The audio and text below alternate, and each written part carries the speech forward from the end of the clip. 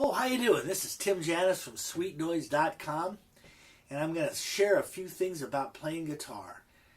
Let's make believe you just got a guitar from a friend. You've always wanted to play, but you've never learned anything on the guitar. This is something you've wanted to do for a long time, and you finally get a chance. So you get this guitar, and you're thinking to yourself, where do I start? Well, first of all, let's talk about that guitar, because it's kind of important that when you start, you have an instrument that gives you back what you put into it. So I'm going to show you a few things to look at when you first get your guitar at home. Before anything else, you're going to need to see if the guitar is playable. That means if the distance between the strings and the frets are easy to play. So that's called the action, that distance. So we want to make sure the action is good. So let's take a look right now at the neck of the guitar and where the action is and what it should be like. Okay, we're going to talk about the action here. And as we said, that's probably the most important thing when you're starting out, is that the guitar is playable without a lot of pain and sacrifice. Well, the playability of a guitar is directly related to the action. And the action is the distance between the string and the fret.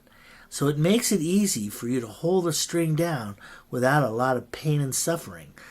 If the strings are higher off the fret, it makes it a lot more difficult to hold them down, and it's going to impede your progress as a player, and it's going to make you get real sore fingers too quick. So this is real important. Now, the action should be only about, oh my gosh, maybe a 32nd of an inch at the first fret. In other words, you should be able to stick a couple of sheets of paper through there, and that's about it. It's going to get higher as you go up the neck. When you're at the 12th fret of the neck, which is here, and it's usually marked by 2 dots on the top of the fingerboard. Can you see that okay? Well, that is the 12th fret of the guitar, and that's usually about 3/16 of an inch off, and that's normal. But down here in what we call first position, that's where the string should be real close, and that'll make it easy to play. Now you can see after that the action is a very important part of playing. And once you know the action is good, the next thing you're going to want to do is look at the strings.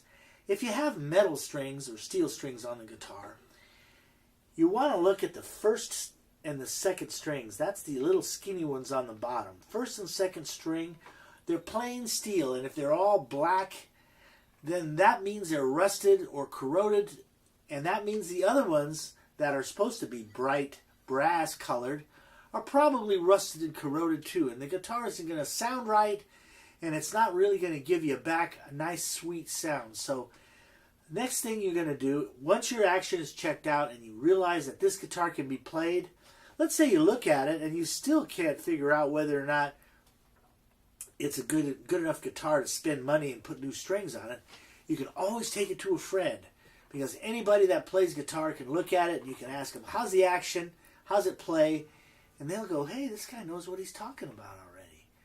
So that's a good thing to remember.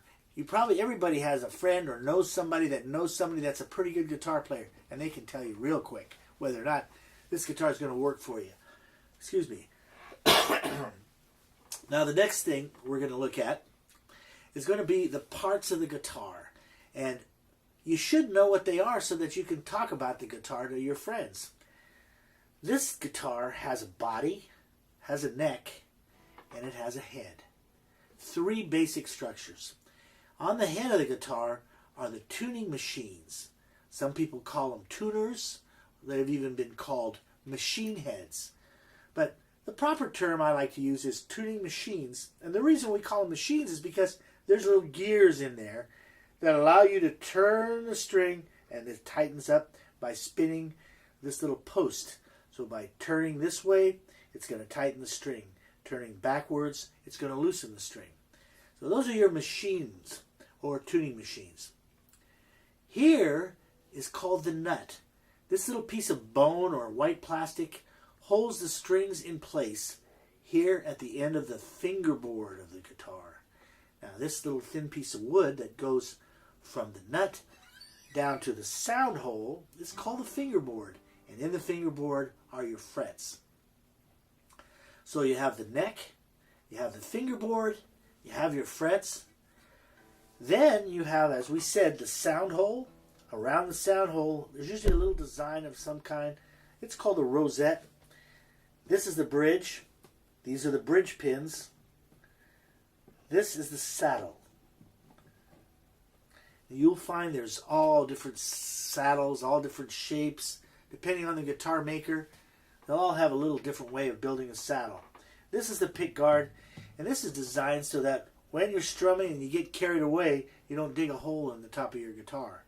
Some of you might have noticed Willie Nelson has a hole in the top of his guitar because there's no pick. Well, now you know a little bit about guitars. You know what you're looking for when you find a guitar. We're probably going to do a little lesson later on down the line on what to look for when you go into a store to buy a guitar and what kind of a place you want to buy one. But right now, at least you know a little bit about the action, the name of the parts of the guitar, and you're kind of ready to get started. So I'll see you real soon at SweetNoize.com. Meet me there, okay? See you soon.